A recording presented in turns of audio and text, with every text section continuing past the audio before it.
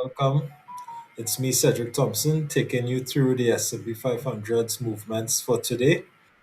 So we've seen the S&P 500 sitting on its 50 SMA, its simple moving average on the Renko chart. It's attempting to make another move higher back towards all-time highs. But we see the RSI below 50 is trying to trend back higher to build that positive momentum to move higher. But the C score SMA hasn't turned up as yet. So again, it needs some more momentum to take it higher.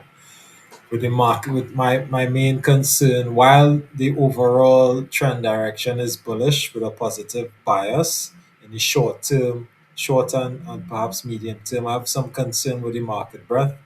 The S&P bullish percent index is below 50%, and the shorter term 20-day market breadth, 20-day simple moving average market breadth is also below 50%. It's a bit higher, so only about 40% of stocks in the S&P 500 are above their 20-day moving average. That needs to continue to trend higher because you can't have the market moving higher on just a handful of stocks.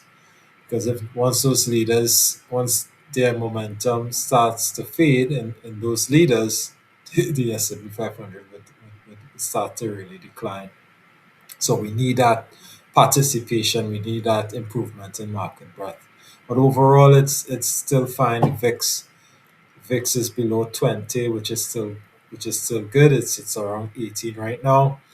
So we just need we need to move through this bit of consolidation before we attempt to make another move higher.